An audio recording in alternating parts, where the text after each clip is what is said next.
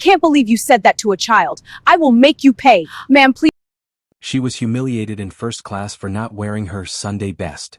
But what this flight attendant didn't know was that the little girl's mother owned the entire airline. This is the story of how one woman's prejudice cost her everything, and how an 8-year-old's courage changed an entire industry forever. It started on an ordinary Tuesday morning in Chicago. Elizabeth Johnson had just been buried 3 days ago. She was 72 years old when she passed, a woman who had cleaned office buildings for 40 years to put her daughter through college. That daughter was Dr. Maya Chen, and she was now one of the most powerful CEOs in America. But on this particular morning, none of that mattered. Sarah wasn't a billionaire.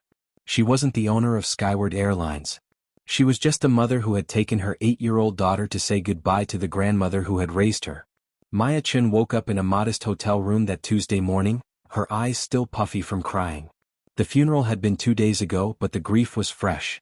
Her grandmother had been her best friend, the woman who taught her to love airplanes, who would take her to the airport just to watch the planes take off and land. Now she was gone. Sarah pulled open the curtains, letting the gray Chicago morning light filter into the room. She looked at her daughter, curled up in the hotel bed, clutching the stuffed elephant her grandmother had given her when she was born. "Baby, we need to get ready," Sarah said softly. "Our flight leaves in 3 hours." Maya sat up slowly. At 8 years old, she was small for her age, with beautiful brown skin that reflected both her black and Chinese heritage. Her hair was pulled back in 2 simple braids, and she had her mother's eyes, sharp, intelligent, and right now filled with sadness. She was brilliant beyond her years. While other kids her age were watching cartoons, Maya was reading books about aerodynamics and asking questions about thrust-to-weight ratios that most adults couldn't answer. Sarah made them breakfast in the small hotel kitchenette. Scrambled eggs and toast. Simple. Comforting. As they ate, Sarah's phone buzzed on the counter. She glanced at it and her jaw tightened. The screen showed 5 missed calls and a text that read, "Board meeting, urgent. Tokyo merger falling apart. Need your decision now." She turned the phone face down. "Not today," she whispered to herself. Maya noticed. "Mom, is work calling again?" Sarah smiled, but it didn't quite reach her eyes. "They can wait, sweetheart. Today is about us. About getting home and remembering Grandma the right way." Maya pushed her eggs around her plate. "I miss her." "I know, baby. I do too." They packed their bags in silence. Sarah's single carry-on was practical: jeans, a comfortable navy blue blouse, sneakers. She dressed for comfort on flights, not to impress anyone. Maya put on her favorite hoodie, the purple one with a rocket ship on it that her grandmother had bought her for her last birthday. She paired it with jeans and her light-up sneakers. She looked like exactly what she was, a kid going home after a funeral. Before they left, Maya zipped open her backpack and carefully placed her most precious items inside. 3 books about aviation, a notebook where she drew airplane designs, and a photo of her grandmother standing in front of a Boeing 747, smiling wide, her arm around 7-year-old Maya. Sarah watched her daughter pack and felt her heart crack a little more. The ride to O'Hare Airport was quiet. Sarah held Maya's hand in the back of the taxi, both of them staring out at the city where Sarah had grown up. This had been home once, when Sarah was young and struggling, working 3 jobs while going to night school, her mother watching baby Maya in their tiny apartment. That was before the business degree. Before the MBA. Before she revolutionized airline logistics and caught the attention of investors. Before she bought a failing regional airline and turned it into the 5th largest carrier in the country. Before the billions. But none of that felt real right now. Right now, she was just a daughter who had lost her mother. They arrived at O'Hare at 9:15 a.m. The terminal was already packed with travelers. Sarah pulled their bags from the trunk while Maya stood close, gripping her elephant. As they walked through the automatic doors, the cool airport air hit them. Maya looked up at the departure boards, watching the destinations flip and change. Seattle. That's where they lived now, in a nice house overlooking Puget Sound. Home. At the check-in counter, something strange happened. The airline agent, a young woman named Rebecca, scanned Sarah's ID and her entire demeanor changed. Her eyes went wide. She stood up straighter. Her voice went up an octave. "Oh, Dr. Chen? I didn't realize. Welcome. Can I upgrade you to our premium first-class suite? Complimentary, of course. And would you like access to our executive lounge?" Sarah's expression didn't change. "No, thank you. Our seats are fine." "Are you sure? I could also arrange for priority boarding, luggage handling, a personal escort." "Rebecca," Sarah interrupted gently, "we're fine. Really? Just two passengers trying to get home. The agent nodded, confused but compliant. She printed their boarding passes with trembling hands and gave them to Sarah. Have a wonderful flight, Dr. Chen. As they walked away, Maya tugged on her mother's sleeve. Mom, why did she act so weird? Sarah knelt down to Maya's eye level. Some people treat you differently when they know who you are. But that's not the kind of respect that matters, baby. The respect that matters is the kind people give you when they don't know anything about you except that you're a human being. Maya thought about this. But she was being nice. She was. But would she have been that nice if I wasn't who I am? That's the question. They continued through the airport. At security, a TSA agent examined Sarah's bag for an unusually long time, unpacking and repacking it twice. Sarah waited patiently, her face neutral, but her hand gripped Maya's a little tighter. The agent finally waved them through without apology or explanation. Maya noticed but didn't say anything. At the gate, they had 90 minutes before boarding. Maya sat next to her mother and pulled out one of her aviation books. Within minutes, another little girl, maybe 6 years old, wandered over and stared at the pictures. Do you like airplanes? Maya asked. The little girl nodded shyly. Maya launched into an explanation of how jet engines work, using her hands to demonstrate the compression and combustion process. The little girl's eyes went wide with wonder. Her mother, sitting a few seats away, smiled at Sarah. Your daughter is incredibly smart, the woman said. Thank you, Sarah replied. Her grandmother encouraged her curiosity. She just passed away. The woman's face softened with sympathy. I'm so sorry. Sarah nodded her thanks and checked her phone again. 15 new messages. All marked urgent. The Tokyo merger, the board meeting, a crisis with their European routes. She typed out a single message to her executive assistant. Handle it. I'm unavailable until tomorrow. The response came immediately. Sarah, the board is threatening to. She turned off her phone. A voice came over the intercom. Attention passengers on Flight 237 to Seattle. We're experiencing a slight delay due to crew scheduling. Our new departure time is 11:45 a.m. We apologize for the inconvenience. Sarah sighed. Maya looked up from her book. How long is a slight delay? About 30 minutes, sweetheart. Maya went back to her reading. Sarah watched the other passengers in the gate area. There was an older white businessman in an expensive suit, checking his Rolex every 2 minutes and huffing impatiently. There was a middle-aged white couple, the woman reading a mystery novel while her husband typed on his laptop. There was a young Asian woman, maybe mid-20s, dressed nicely and looking nervous about something. And then there was a Nigerian man in his 40s, tall and distinguished-looking, reading a worn paperback novel. He glanced up at one point and made eye contact with Sarah. He nodded respectfully. She nodded back. Something in that small exchange felt significant, though Sarah couldn't say why. At 11:15 the flight crew arrived. Sarah noticed them immediately. There were 2 flight attendants for the first-class cabin. One was a Latino man in his early 30s with kind eyes and an easy smile.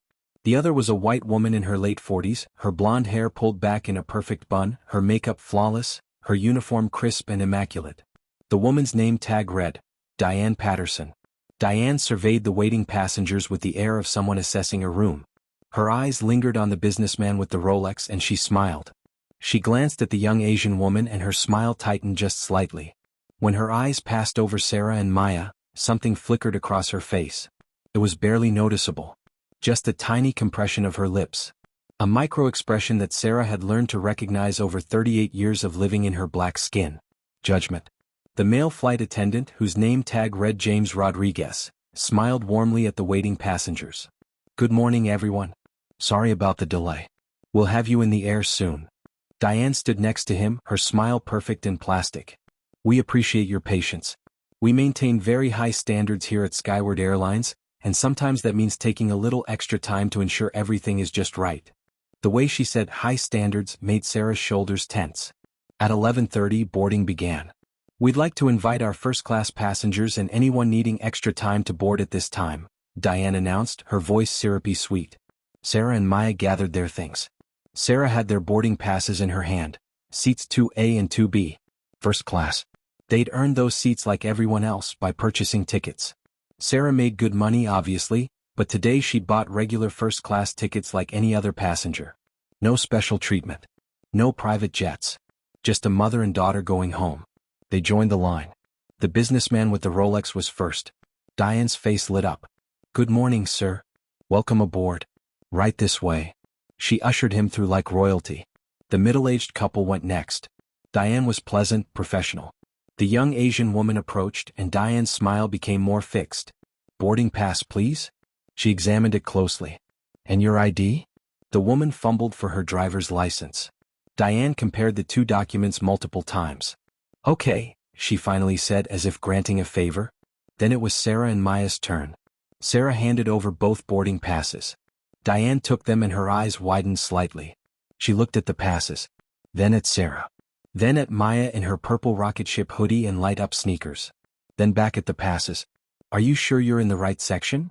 Diane asked, her voice still sweet but with an edge of steel underneath. Sarah's voice was calm and clear. Yes. Seats 2A and 2B. Diane scanned the passes. Then scanned them again. She picked up the manifest and ran her finger down the list. James, standing beside her, glanced over with a confused expression. Is there a problem? He asked quietly. No, no problem, Diane said loudly enough for the passengers behind Sarah to hear. Just making sure everything is in order. We have very specific seating arrangements in first class. The line was backing up now. People were getting impatient. Diane finally looked up, her eyes moving between Sarah and Maya with barely concealed skepticism. And this is your daughter? Maya pressed closer to her mother. Sarah's jaw tightened. Yes. Diane's eyes traveled down to Maya's outfit. The hoodie, the jeans, the light-up sneakers. Her nose wrinkled almost imperceptibly. And then she said it. Diane leaned down, her voice dripping with condescension, and spoke directly to Maya. Sweetheart, when people fly first class they usually dress up. Where's your Sunday best? The words hung in the air like poison. Maya looked confused. My what? Sarah's hand on Maya's shoulder tightened. Her voice, when she spoke, was quiet but you could hear the controlled fury underneath. She's 8 years old and she's comfortable for a 5-hour flight. Diane straightened up, her smile never wavering. Of course. I'm just saying that some of our passengers expect a certain atmosphere in first class. A certain level of, she paused, choosing her words carefully, presentation. Behind them, a passenger muttered, Come on, let's move it along. Sarah's eyes locked onto Diane's. For a long moment, neither woman moved. Then Sarah said very clearly, We'll be fine. Thank you. She took Maya's hand and walked past Diane into the jetway. Behind them, they could hear Diane say to James in a voice meant to carry, Some people just don't understand the standards of first-class travel. As they walked down the jetway, Maya looked up at her mother. Mom, what's Sunday best? Sarah's heart was pounding but her voice stayed gentle. It's an old expression, baby. It means your nicest clothes. But why did she ask me that?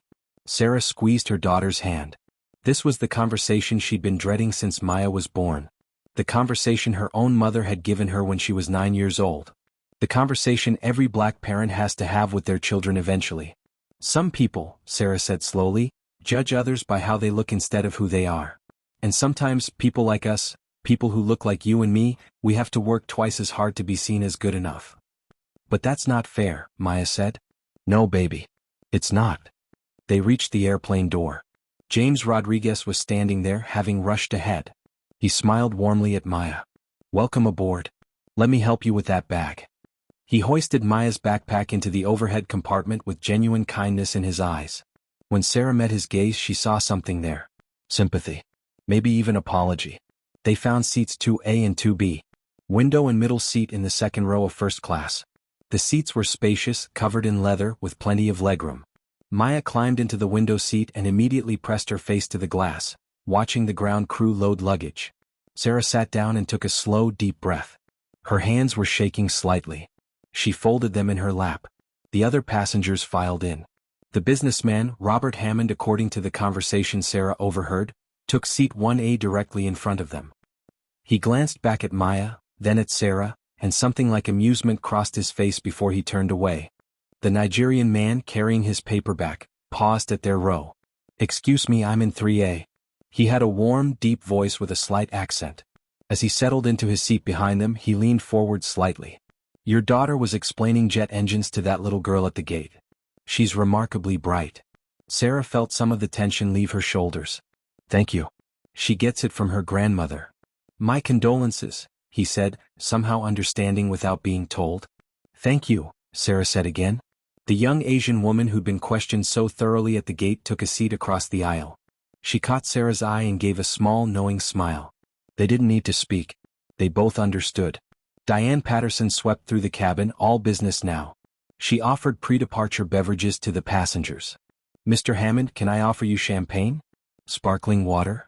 "Champagne," he said without looking up from his phone. She moved to the couple in row 4. "Champagne for you both?"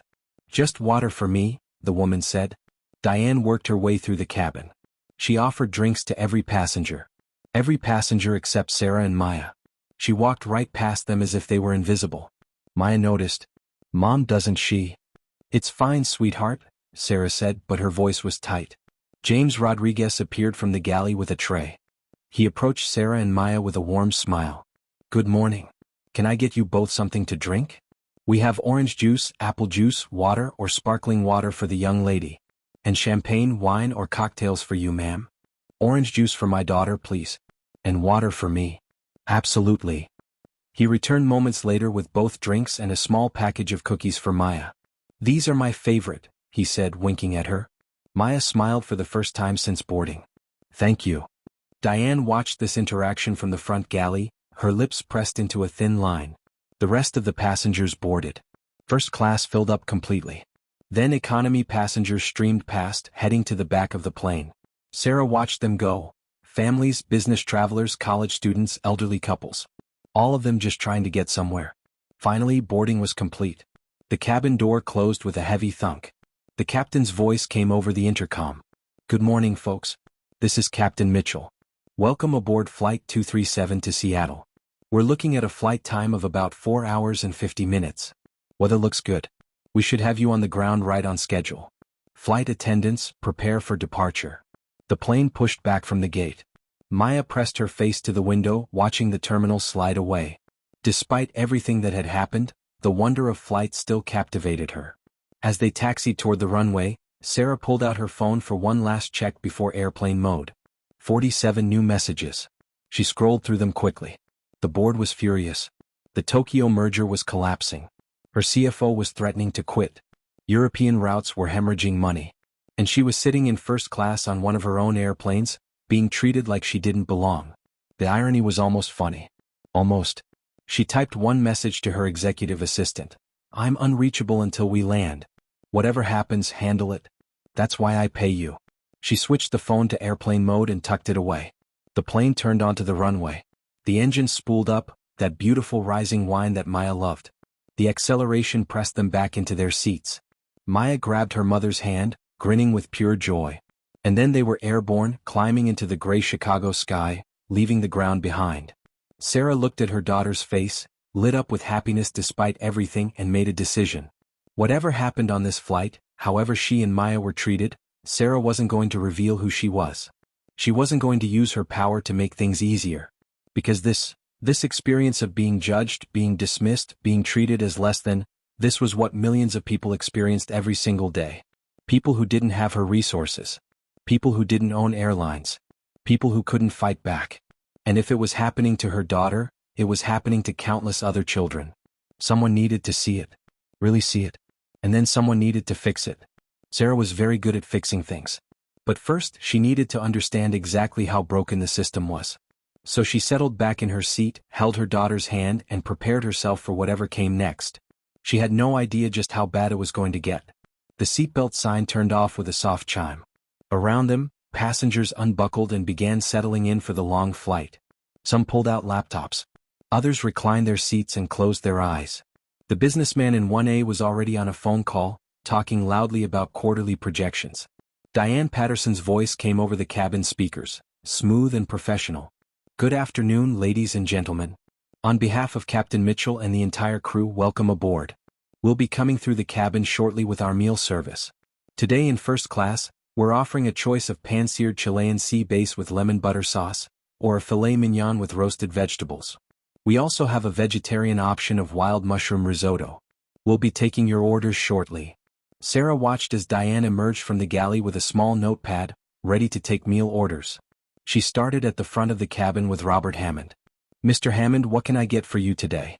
The sea bass is absolutely divine. I'll take the filet. Medium rare." Excellent choice, sir. She made a note with a flourish. She moved to the next row, offering the couple the same warm, attentive service. Then to the young Asian woman, Lisa Tran, though her tone was noticeably cooler. And for you? The sea base, please. Diane's pen scratched across the pad without enthusiasm. She worked her way back through the cabin. When she reached the Nigerian gentleman behind Sarah and Maya, she barely made eye contact. Your meal selection? The sea base, thank you, David Okonkwo said with polite warmth. We'll see what's available, Diane said cryptically, moving on. And then she was standing at Sarah and Maya's row. She looked at them with an expression that might have been pleasant if you didn't look too closely. But Sarah was looking very closely. And for you too? The emphasis on too was subtle but unmistakable. My daughter will have, Sarah began. Actually, Diane interrupted, we have a children's meal that might be more appropriate. Chicken tenders and macaroni and cheese. Most children prefer it. Maya looked at her mother, confused. Sarah's voice was calm but firm. She'll have the mushroom risotto, please? Diane's smile tightened. The risotto is quite sophisticated. Are you sure she'll eat it? I'm sure. It's just that we have limited quantities, and if it goes to waste. She'll eat it, Sarah said, each word precise and clear. Very well. Diane's pen jabbed at the notepad. And for you? I'll have whatever's left. How accommodating. Diane moved on without another word. Maya tugged on her mother's sleeve. Mom, I can have the chicken tenders if... No, baby. You order what you want. You have just as much right to that risotto as anyone on this plane. Behind them, David Okonkwo leaned forward slightly. Excuse me, I couldn't help but overhear. If there's any issue with meal availability, I'm happy to change my order. Sarah turned to look at him. He had kind eyes and a knowing expression. This wasn't the first time he'd witnessed this kind of treatment. Thank you, Sarah said. That's very kind. But I think we'll be fine. He nodded and sat back, but Sarah could feel his attention, his quiet solidarity. 30 minutes later, Diane began meal service. She worked from a cart stocked with covered plates, each one labeled. Sarah watched as she served Robert Hammond first, placing his fillet in front of him with ceremonial care. Here you are, Mr. Hammond. Enjoy. She served the couple. Then Lisa Tran, though she practically dropped the plate on her tray table. Then David Okonkwo, who received his sea base with minimal acknowledgement. And then she reached Sarah and Maya's row. She placed a plate in front of Maya. The portion of risotto was noticeably smaller than the portion Sarah had seen served to other passengers. Maybe half the size. One risotto, Diane said flatly. Maya looked down at the plate and then at her mother. Sarah's jaw clenched, but she said nothing. She was documenting this, remembering every detail. Diane placed another plate in front of Sarah. And the other fillet. This was the last one. Sarah looked down. The steak was overcooked and small, the vegetables looked tired. This was not the same quality plate she'd seen Robert Hammond receive. Thank you, Sarah said evenly. Diane walked away. Maya picked up her fork and took a small bite of risotto. It was actually quite good despite the portion size. She ate slowly, trying to make it last. Sarah cut into her steak. It was tough and dry. She ate it anyway, chewing methodically. James Rodriguez appeared from the galley, checking on passengers. When he reached their row, his eyes dropped to their plates and his expression shifted. Sarah saw recognition there. He knew exactly what had happened. Is everything satisfactory? He asked, but he was looking at Sarah with an apology in his eyes. It's fine, Sarah said. He lingered for a moment as if wanting to say more, then moved on. Across the aisle, Lisa Tran had been watching the entire exchange. She caught Sarah's eye and shook her head in disgust. Behind them, David Okonkwo said quietly, "This is unacceptable." Sarah didn't respond. She just kept eating her overcooked steak, filing away every detail for later. After the meal service, Maya needed to use the bathroom. Sarah unbuckled her seatbelt and stood up with her daughter. Come on, baby. They walked toward the front of the first-class cabin where the lavatory was located. Diane was standing in the galley area preparing coffee service. She saw them approaching and stepped into the aisle, blocking their path. Excuse me, Sarah said politely. The lavatory is occupied, Diane said, though the door clearly showed the vacant sign. It says vacant, Maya pointed out. Diane glanced at the door, then back at Sarah. There's also a lavatory in the rear cabin that might be more suitable. Sarah stared at her. You're suggesting my daughter walk all the way to the back of the plane to use the bathroom when there's a perfectly available one right here? I'm simply saying that some passengers prefer the privacy of. She's 8 years old and she needs to use the bathroom. Now please move. For a moment, neither woman budged. Other passengers were watching now. The tension was palpable. Robert Hammond turned in his seat. Is there a problem? No problem, Diane said, her voice sugar-sweet. Just making sure everyone is comfortable. Then maybe you should step aside and let the child use the bathroom, David Okonkwo said from behind them, his voice carrying authority. Diane's face flushed. She stepped aside with exaggerated courtesy. Of course. By all means. Sarah guided Maya past her and into the lavatory. She helped her daughter inside and waited right outside the door. Through the gap, she could see Diane talking to Robert Hammond in low tones. She couldn't hear the words, but she saw Hammond nod and smile. When Maya finished, they walked back to their seats. The cabin felt different now. Heavier. Several passengers were no longer pretending not to notice what was happening. Jennifer Williams, the woman from the couple in row 4, leaned across the aisle as Sarah passed. I'm a civil rights attorney, she said quietly. What's happening here is actionable discrimination. I'd be happy to. Thank you, Sarah interrupted gently. I appreciate it. But I'm handling this. Jennifer looked puzzled but nodded. If you change your mind. Sarah and Maya returned to their seats. Maya picked up one of her aviation books, but Sarah could tell she wasn't really reading it. She was too aware of the atmosphere, the way Diane kept looking at them, the whispers from other passengers. An hour into the flight, Diane came through the cabin offering coffee and tea. She asked every passenger.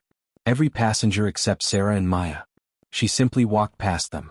Maya didn't say anything, but her hand found her mother's and squeezed tight. 5 minutes later, James appeared with a pot of coffee. Would either of you like something to drink? Coffee? We also have hot chocolate. Hot chocolate for Maya, please. And coffee for me. Black. Coming right up. He returned with both drinks and a small plate of biscotti. These pair perfectly with the hot chocolate, he told Maya. After he left, Diane intercepted him in the galley.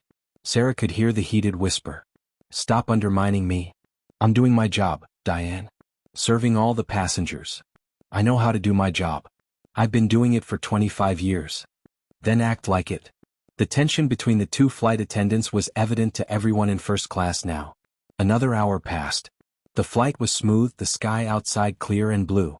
Maya had given up on reading and was looking out the window, quiet in a way that broke Sarah's heart. This bright, curious, talkative child was withdrawing into herself. Sarah was composing an email in her head. The kind of email that would end careers and change policies.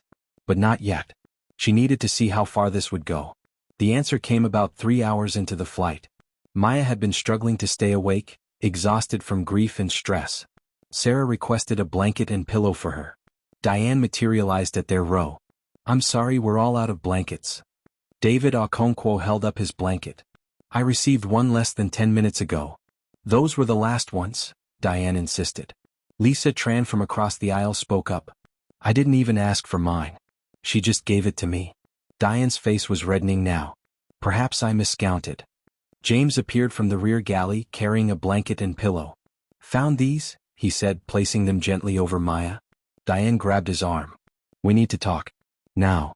She pulled him into the galley area, but her whispered fury carried into the cabin. You are undermining my authority with these passengers. These passengers? You mean this mother and child who you've been treating like garbage for 3 hours? I don't know what you're talking about. I treat everyone equally. Diane, I've been documenting everything. Every deliberate slight. Every microaggression. This stops now or I'm reporting you the minute we land. You wouldn't dare. I have seniority. I have protections. And who do you think management will believe? The flight attendant with 25 years of excellent service? Or some junior crew member with an agenda? It's not an agenda to treat people with basic human decency. Their voices had risen enough that everyone in first class could hear. Several passengers looked uncomfortable. Robert Hammond was smirking. Sarah pulled the blanket up around Maya's shoulders. Her daughter's eyes were closed, but tears were leaking from under her lids. Mom, Maya whispered, why doesn't she like us? Sarah's hand trembled as she smoothed Maya's braids. This was the question she'd been dreading. How do you explain systemic racism to an 8-year-old? How do you tell your child that some people will hate her for the color of her skin without crushing her spirit? Baby, Sarah said softly, some people grow up learning the wrong things. They learn to judge people by how they look instead of who they are. And when you look like us, sometimes people make assumptions. But you always taught me to be kind to everyone. I know. And that's the right way to be. But not everyone learned that lesson. Is it because we're black? The word hung in the air. Sarah closed her eyes for a moment. 8 years old and already she understood. Yes, sweetheart. I think it is. That's not fair. No, baby. It's not fair at all. But here's what I want you to remember. Her behavior is about her, not about us. There's nothing wrong with you. There's nothing wrong with your purple hoodie or your light-up sneakers or the way you look. You are perfect exactly as you are. And anyone who can't see that has something broken inside them. Maya nodded against her mother's shoulder, but Sarah could feel her trembling. David Okonkwo leaned forward and spoke quietly. Young lady, my name is David. I'm from Nigeria and I want you to know something. I've traveled all over the world and I've met brilliant people everywhere. But in the last hour, listening to you talk about airplanes, I learned more than I did in a year of school. Don't let anyone make you feel small. You're extraordinary. Maya turned slightly and gave him a small smile. Thank you. Jennifer Williams added, my daughter is about your age. She's going to be a scientist. And you know what I tell her? That she belongs everywhere she goes. The same is true for you. Lisa Tran said, when I was your age, someone told me I didn't belong in advanced math because of how I looked. I became an engineer. Never let anyone define what you can do. Sarah felt tears burning behind her eyes. These strangers, these fellow passengers, were creating a shield of solidarity around her daughter. It helped. But it also underscored how wrong this situation was. The plane began its descent toward Seattle. Diane made her final rounds, collecting trash and checking seatbelts. When she reached Maya, she tugged hard on the seatbelt to check it, jerking Maya forward roughly. Maya winced in pain. Sarah's hand shot out and grabbed Diane's wrist. Do not touch my daughter like that. The cabin went silent. Diane jerked her hand back. I'm performing a safety check. You manhandled an 8-year-old child. That is not a safety check. I was ensuring the seatbelt was properly secured. By yanking it hard enough to hurt her? You didn't check anyone else's belt that roughly. Ma'am, if you don't calm down, I'll have to report this as a disturbance. Sarah stood up. She was shaking with controlled fury. A disturbance? You have treated my daughter and me with contempt from the moment we boarded this aircraft. You questioned our tickets. You asked an 8-year-old why she wasn't in her Sunday best. You served us last. You gave us smaller portions. You tried to send us to the back of the plane to use the bathroom. You refused us blankets. And now you physically hurt my child. And you're calling me a disturbance? Diane's face was pale now. I apologize if you were offended. Not if. I am offended. And apologize for your behavior, not for my reaction to it. Robert Hammond turned around. Ma'am, the flight attendant is just trying to do her job. Maybe if you just followed instructions. David Okonkwo stood up. Mr. Hammond, with all due respect, you haven't been paying attention. Or perhaps you have been and simply don't care. This woman and her daughter have been subjected to discrimination for the entire flight. Lisa Tran pulled out her phone. I've been recording. I have everything documented. Jennifer Williams stood as well. As a civil rights attorney, I'm advising you, Ms. Patterson, that you've created a hostile environment and engaged in clear discrimination based on race. This airline is liable. Diane looked around the cabin. Multiple passengers were now standing, staring at her. James was watching from the galley, his expression grim. I was just maintaining standards, Diane stammered. Whose standards? Sarah asked quietly. Because the standard should be treating every passenger with dignity and respect. And you failed that standard spectacularly. The captain's voice came over the intercom. This is Captain Mitchell. I've been informed of a situation in the first-class cabin. Is everyone all right? Diane grabbed the interphone. Yes, Captain. Just the passenger who's refusing to follow crew instructions.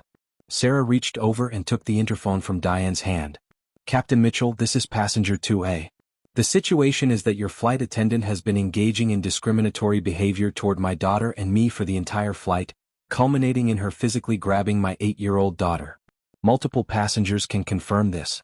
I'd like to file a formal complaint upon landing. There was a pause. Understood. We'll be on the ground in 15 minutes. Please remain seated for landing. Sarah handed the interphone back to Diane, whose hand was shaking as she took it. The descent was silent and tense. Maya was crying quietly against her mother's shoulder. Sarah held her tight, stroking her hair, whispering reassurances. But inside, Sarah was calculating. Planning. This wasn't over. Not by a long shot. The plane touched down smoothly at Seattle-Tacoma International Airport. The seatbelt sign turned off. Passengers began gathering their belongings. Diane stood at the front of the cabin, her composure cracking. Thank you for flying Skyward Airlines. We hope to see you again soon. Robert Hammond stood and grabbed his carry-on. As he passed Sarah's row, he muttered just loud enough for her to hear, "Some people just can't handle first class." David Okonkwo stepped into the aisle, blocking Hammond's path. Some people shouldn't be allowed in first class. And I'm not talking about them. He gestured to Sarah and Maya. Hammond huffed and pushed past. As passengers deplaned, several stopped to speak to Sarah. Lisa Tran pressed a business card into her hand. Call me. I have video evidence of everything. Jennifer Williams did the same. I'd be honored to represent you. Pro bono if necessary. David Okonkwo shook Sarah's hand. My card as well. I'm on the board of several civil rights organizations. This kind of behavior cannot stand. James appeared beside them. I'm so sorry. I documented everything from my perspective as well. This isn't the first time she's done this, but it needs to be the last. Sarah thanked them all. Then she took Maya's hand and they walked off the plane. Diane watched them go, her face a mask of poorly concealed contempt.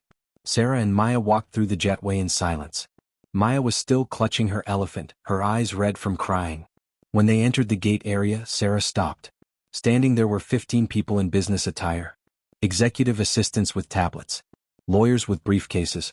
Security personnel with earpieces. A man in an expensive suit rushed forward. Dr. Chen, thank God. The board has been trying to reach you all day. The Tokyo merger is falling apart.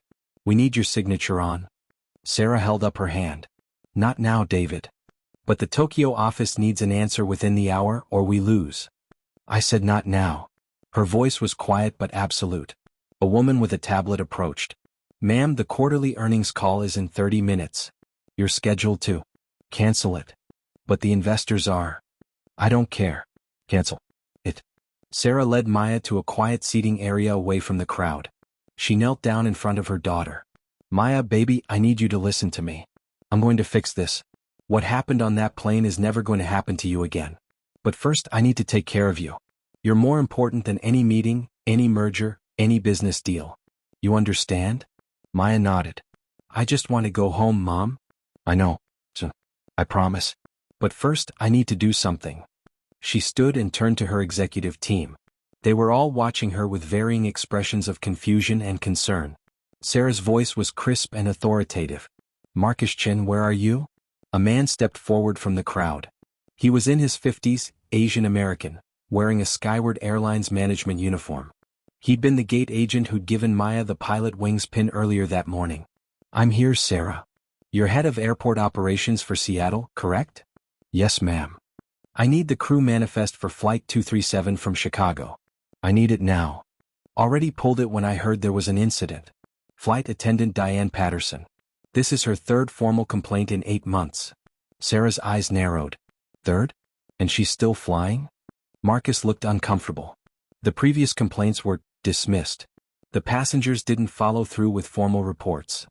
Why not? I think they didn't think it would matter. Or they didn't want the hassle.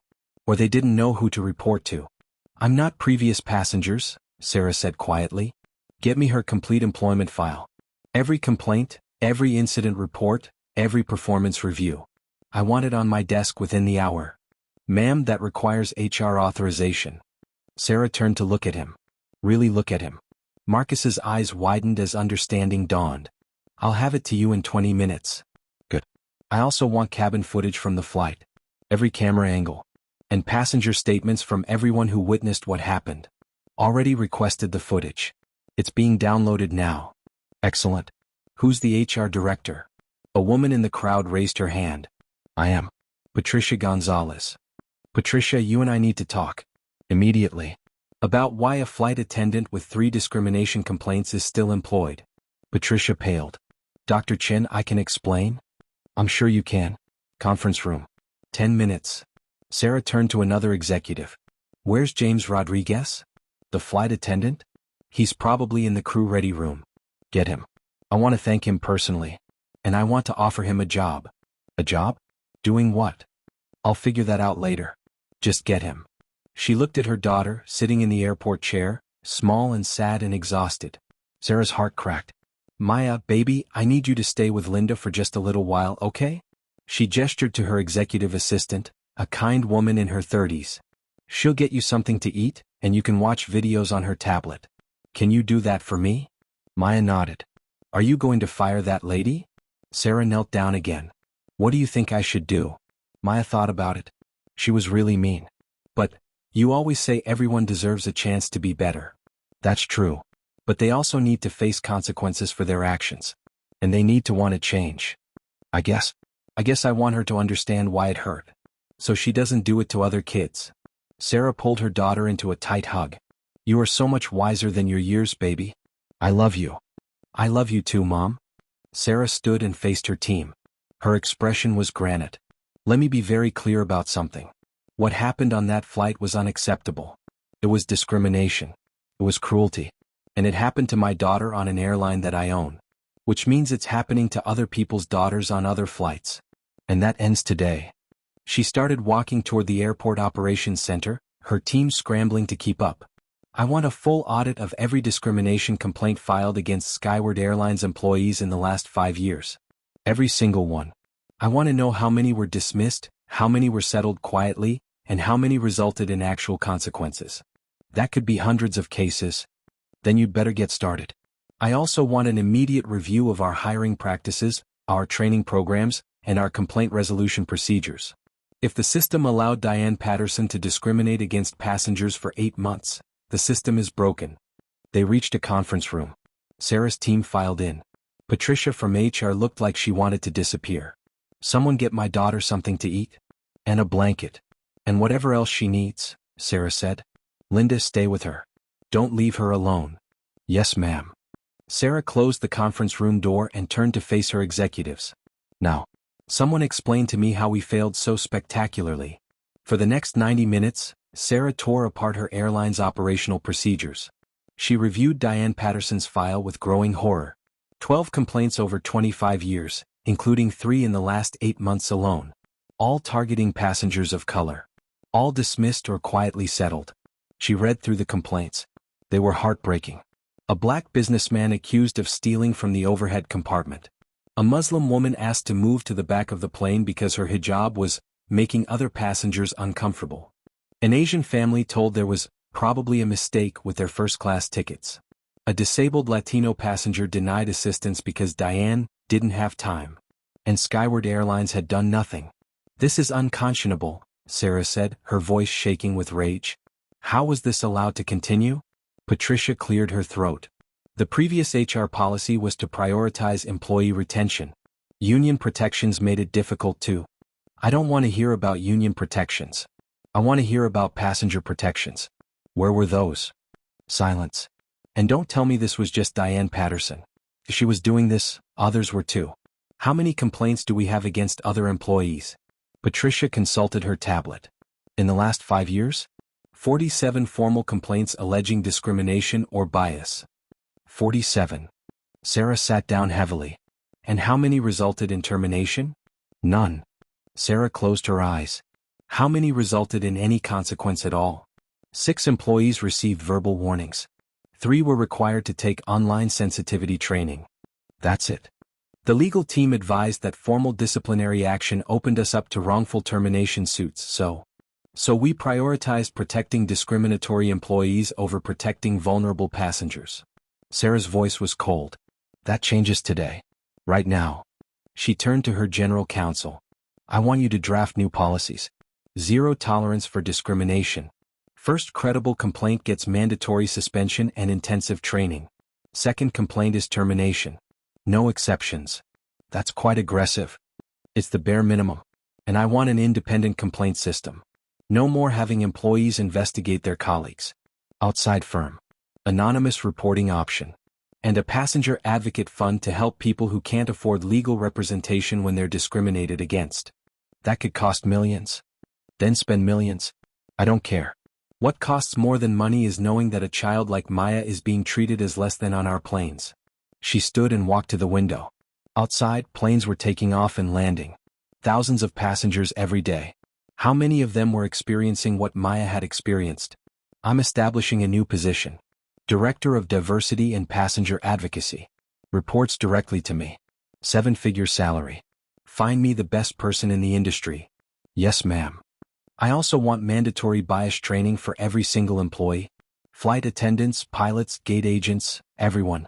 And I want it to be real training, not some online module you click through in 20 minutes. Bring in civil rights organizations. Listen to affected communities. Actually learn. She turned back to the room. And I want quarterly audits. If I see patterns emerging, if certain employees or certain routes show higher complaint rates, I want to know about it immediately. This is going to be a massive operational undertaking. I don't care. Make it happen. There was a knock on the door. Marcus entered with a tablet. Dr. Chen, I have the cabin footage from the flight. Show me. He pulled it up on the conference room screen. Sarah watched the entire flight from multiple camera angles. Every slight. Every microaggression. Every moment of pain on her daughter's face. When Maya asked, "Why doesn't she like us?" Sarah had to leave the room. She stood in the hallway breathing hard, fighting tears. After a moment she returned. Her face was composed but her eyes were steel. Send that footage to legal. And send it to the FAA. I want them to see exactly what happened. Ma'am, that could trigger a federal investigation. Good. Maybe it should. Maybe every airline should be investigated. Because if this is happening here, it's happening everywhere. Another knock. James Rodriguez entered nervously. You wanted to see me, Dr. Chin? Sarah stood and shook his hand. James, thank you for what you did today. For my daughter. I just did what anyone should do. But most people don't. You stood up when it was uncomfortable. When it cost you professionally. That takes courage. James shifted uncomfortably. I couldn't just watch it happen. How long have you been with Skyward? 4 years. And how many times have you witnessed behavior like Diane's? James hesitated. Honestly? Too many to count. It's part of the culture. Not everyone but enough people that it feels normal. And when you speak up, you're told you're being too sensitive or making trouble. That culture ends today. I'm creating a new position. Director of Passenger Experience and Training. I want you to take it. James's eyes widened. I don't have management experience. You have something more important. You have integrity. And you understand what good service actually means. Everything else we can teach you. Thank you. I'd be honored. Good. You start Monday. First order of business. Redesign our entire flight attendant training program. I want empathy, cultural competency, and accountability built into every module. After James left, Sarah made one more call. To her head of public relations. I need you to prepare a statement. We're going public with this. Dr. Chen, I'd strongly advise against. I don't care. This happened. We're not hiding it. We're taking responsibility and we're fixing it. Draft something that says exactly that. She hung up and finally allowed herself to go back to Maya. Her daughter was curled up on a bench, wrapped in a blanket, watching a nature documentary on Linda's tablet. When she saw her mother, she sat up. Are you done with your meetings? For now, baby. Let's go home. They collected their bags and walked to the parking garage. Sarah's car was waiting, a comfortable SUV, not the executive town car her team had suggested. She buckled Maya into the back seat and they drove toward home in silence. Halfway there, Maya said quietly, Mom? Are you going to fire that lady? Sarah glanced in the rearview mirror. I'm going to suspend her. That means she can't work for 60 days. And during that time, she has to take classes to learn about bias and discrimination. And then, if she shows that she's really changed, that she understands what she did wrong, she can come back to work. But if she does anything like this again, she's done. That seems fair. Does it seem fair to you? She hurt you. Maya was quiet for a long time. I think I want her to be better. Like you said people can be. Sarah's eyes filled with tears. You are the best of me and Grandma, you know that? They drove the rest of the way home.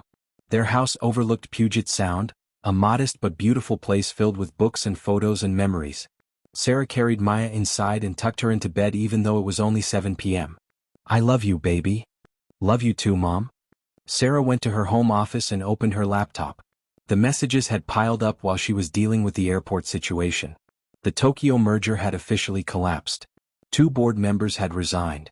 The stock price had dropped 3 points. She didn't care about any of it. Instead, she opened a new document and began writing. Not a business plan or a merger proposal. A complete overhaul of Skyward Airlines policies on discrimination, bias, and passenger advocacy. She wrote through the night. The next morning, Sarah called an emergency board meeting. She presented her plan. Some board members objected to the cost. Others worried about the precedent. One suggested that she was overreacting to a single incident. Sarah stood at the head of the conference table and looked each of them in the eye. This wasn't a single incident. This was a pattern we enabled. And if you think protecting our passengers is an overreaction, you can tender your resignation right now. No one resigned. The plan was approved. That afternoon, Sarah met with Diane Patterson. Diane arrived at the corporate office with her union representative, a middle-aged man with a briefcase and a defensive posture. They sat across from Sarah in a conference room.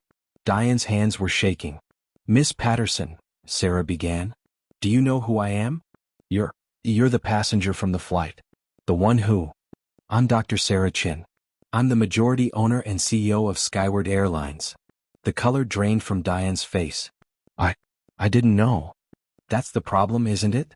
You didn't know. You made assumptions based on how my daughter and I looked. Based on what we were wearing.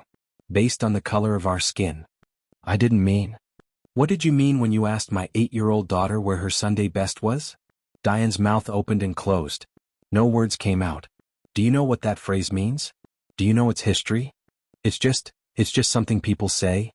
It's what black families were expected to do to be considered respectable in white spaces. To dress beyond what was required. To speak perfectly. To behave impeccably. Just to be treated as human. And you said it to my daughter to shame her for being comfortable on a 5-hour flight." Diane's eyes filled with tears. "I'm so sorry. I didn't know." "You didn't know because you never thought about it. Because you never had to." Sarah opened a folder. "I have your employment file here. 12 complaints in 25 years. All people of color. Can you explain that pattern?" I don't know what you're talking about." "A black businessman you accused of theft. A Muslim woman you tried to move to the back of the plane. An Asian family whose tickets you questioned. Should I go on?" Diane was crying now. "I never meant to hurt anyone. I was just doing my job." "No. You were doing what you thought was your job. And what you thought was maintaining standards was actually discrimination." The union rep cleared his throat. "Dr. Chen, Miss Patterson has rights. She has seniority. And the union will fight any termination." "I'm not terminating her. Not yet." Diane looked up, hope flickering in her eyes. "I'm suspending you for 60 days. Unpaid. During that time, you'll undergo intensive diversity and bias training. You'll also participate in a mentorship program with senior black flight attendants who can help you understand the impact of your behavior." "I'll do it. Anything. This isn't a favor. This is your one chance. If you come back and nothing has changed, you're done. If there's even one complaint, you're done. Do you understand?" Yes, I understand. And one more thing. You owe my daughter an apology. A real one. Not an, 'I'm sorry if you were offended,' apology. A genuine acknowledgement of the harm you caused." Diane nodded, tears streaming down her face. Can I do it now? Is she here?" "No. She's at home. And she's not ready to see you yet. Maybe she never will be. But you'll write her a letter. A real letter, handwritten, explaining what you did wrong and what you're going to do to be better. And if someday she wants to read it, she can." "Okay. I'll do that." After Diane left, Sarah sat alone in the conference room. She felt exhausted but also strangely energized. This was just the beginning. Over the next weeks, Sarah implemented her plans. She hired Dr. Rebecca Washington, a renowned civil rights advocate, as Director of Diversity and Passenger Advocacy. She brought in training consultants from multiple civil rights organizations. She established the Passenger Advocacy Fund with an initial $5 million investment. And she went public.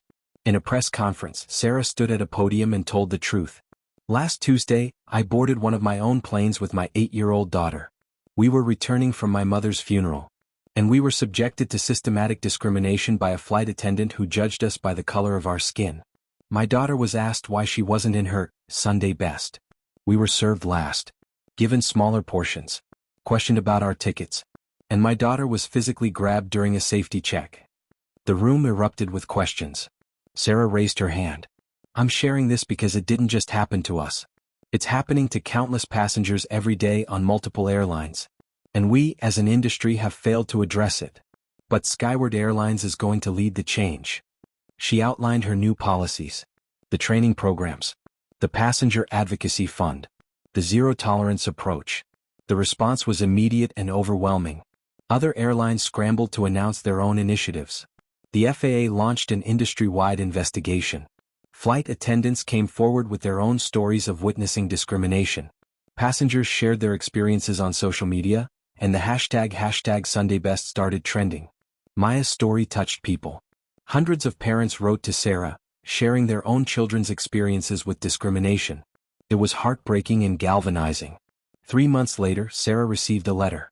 It was from a young black girl named Aisha, age 9, who had flown first class for the first time with her father. "Dear Dr. Chen, I wanted to thank you. I wore my favorite jeans and my sparkly sneakers on my first plane ride. And the flight attendant smiled at me and said I looked perfect. My dad said it's because of you and Maya. Thank you for making it okay to be ourselves." Sarah showed the letter to Maya, who smiled for the first time in weeks. "We did that." Maya asked. "You did that, baby? Your courage made a difference." 6 months after the incident, Diane Patterson completed her training and her suspension. She met with Sarah again, and this time she was different. More thoughtful. More aware. "I've spent the last 6 months confronting things I didn't want to see about myself," Diane said. "The way I was raised. The assumptions I carried. Regina Williams, the woman you assigned as my mentor, she didn't make it easy on me. She shared her own experiences. What she'd endured. And I realized I'd been part of the problem for 25 years. What changed?" Sarah asked. "I did. Or I'm trying to. Every day. Regina taught me that being not racist isn't enough. You have to be anti-racist. You have to actively work against bias, including your own. And if you see what happened to my daughter happening to someone else, I stop it. Immediately. No matter what." Sarah studied her for a long moment. "You'll be back in economy for your first 6 months. You'll have monthly evaluations. And your first complaint is your last. Understood?" Understood. Diane returned to work. And something remarkable happened. She became one of the airline's strongest advocates for change. She spoke at training sessions about her own journey. She called out bias when she saw it. She wasn't perfect, but she was trying. 1 year after the incident, Sarah invited Maya to speak at a youth leadership conference. Maya was nervous but determined. She stood at the podium, 9 years old now, and told her story. "A year ago, someone tried to make me feel like I didn't belong. Like I wasn't good enough just being myself. And it hurt. A lot. But my mom taught me that their judgment said something about them, not about me. And she taught me that we can use our pain to create change." She paused, looking out at the audience of hundreds of young people. "You don't have to be rich or powerful to stand up for what's right. You just have to care. When you see someone being treated unfairly, say something. Be the person who speaks up. Be the person who shows kindness. Because every act of courage, no matter how small, makes the world a little bit better." The auditorium erupted in applause. Sarah watched from backstage, tears streaming down her face. Her daughter had taken the worst day of her young life and turned it into a catalyst for change. 2 years after the incident, on the exact anniversary, Sarah and Maya boarded a flight to Chicago. Same route. Same time. Maya was older now, 10 years old, more confident. She wore jeans and a hoodie again, this time by choice. A statement. They approached the gate. The flight attendants greeted them warmly. One of them was James Rodriguez, who'd been promoted twice and was now senior manager of customer experience. "Maya. Dr. Chen. Welcome aboard." They boarded and took their seats. First class. Seats 2A and 2B. The flight was smooth. The service was impeccable. Maya ordered risotto and got a generous portion. When she needed a blanket, it appeared without her asking. When she used the bathroom, no one questioned it. Halfway through the flight, Captain Mitchell invited Maya to the cockpit. Captain Mitchell was a black woman in her 50s who'd spent 30 years fighting her way up in a male-dominated field. "You know," Captain Mitchell told Maya, "I heard your speech at the leadership conference. It reminded me why I became a pilot. To prove we belong everywhere. Do you ever still feel like people judge you?" Maya asked. "Sometimes. But then I remember I'm flying a 150-ton aircraft through the sky at 600 miles per hour. Anyone who judges me for anything other than my competence is a fool." Maya grinned. "I want to be a pilot someday. Then you will be. And when you are, you let me know. I'll teach you everything I know." Maya returned to her seat glowing with possibility. As the plane descended into Chicago, Sarah looked at her daughter, this brilliant, resilient, courageous child, and felt overwhelmed with pride. They turned pain into purpose, discrimination into determination, a single terrible flight into an industry-wide movement. It wasn't perfect. Discrimination didn't disappear. But Skyward Airlines became the industry leader in diversity and inclusion. Complaints dropped by 73%. Employee satisfaction increased. And most importantly, passengers of color reported feeling safer and more welcome. Other airlines followed suit. The FAA mandated new training requirements. The industry changed slowly but surely. 5 years after the incident, Maya was 13. She was taking actual flying lessons, working toward her pilot's license. She was also a youth advocate, speaking at schools and conferences about standing up to discrimination. Sarah's airline had become the most profitable in the industry, proving that doing right was also good business. And Diane Patterson was still working for Skyward. She'd become a mentor herself, helping other employees confront their own biases. She'd never forgotten what she'd done, and she used that memory to ensure she never did it again. One day Diane received a letter. It was from Maya, now 13. Dear Miss Patterson, I've been thinking about what happened 5 years ago. It hurt. But it also taught me important things. It taught me to be strong. To speak up. To fight for change. My mom says people can grow and change if they really want to. I hope you have. Maya. Diane cried when she read it. She wrote back. Dear Maya, I have changed. Every single day I work to be better than I was. What I did to you was wrong. I can't take it back, but I can make sure it never happens again, to you or anyone else. You were braver at 8 than I was at 47. Thank you for that lesson. Diane. They never became friends. Some wounds don't heal that way. But they found understanding. And that was enough. On Maya's 16th birthday, she earned her private pilot's license. Captain Mitchell was there. James Rodriguez was there. David Okonkwo flew in from Nigeria. Lisa Tran came from San Francisco. Jennifer Williams drove up from Portland. And Sarah stood at the small airport, watching her daughter climb into the cockpit of a Cessna 172, and felt her mother's presence so strongly it took her breath away. Maya ran through her pre-flight checks with precision and confidence. She communicated with the tower. She taxied to the runway. And then she was airborne, climbing into the blue sky, free and powerful and exactly where she belonged. Sarah watched until the plane was just a speck in the distance. Then she pulled out her phone and looked at the last text message her mother had ever sent her, 3 weeks before she died. Sarah, you raised that baby right. She's going to change the world. I wish I could be there to see it. But I know you'll make sure she never forgets she can fly. Sarah smiled through her tears. We did it, Mom, she whispered. We taught her to fly. The story of what happened on Flight 237 became part of aviation history. It was taught in business schools as a case study in corporate responsibility. It was cited in congressional hearings on discrimination. It sparked documentaries and articles and conversations. But for Sarah and Maya, it was simpler than that. It was the day they learned that being treated badly doesn't mean there's something wrong with you. It means there's something wrong with how people see you. And that can change. It was the day they learned that power isn't about using your position to escape discrimination. It's about using your position to end it for everyone. It was the day they learned that courage isn't the absence of fear or pain. It's what you do with that fear and pain that matters. And most importantly, it was the day they learned that you don't have to be perfect or powerful or dressed in your Sunday best to deserve dignity and respect. You just have to be human. And that's always been enough. If this story moved you, if it made you think, if it reminded you of your own worth or your own responsibility to stand up for others, don't keep it to yourself. Share it. Subscribe to this channel. And let's continue the conversation about how we create a world where everyone, regardless of how they look, where they're from, or what they're wearing, is treated with the dignity they deserve. Because change doesn't happen in boardrooms or courtrooms alone. It happens when ordinary people decide that enough is enough. It happens when an 8-year-old girl in a purple hoodie refuses to be made small. It happens when a mother chooses truth over comfort. It happens when witnesses become allies. It happens when we remember that our shared humanity matters more than our differences. The flight ended, but the journey toward justice continues. And we all have a choice about whether we're passengers or pilots in that journey. Choose to fly.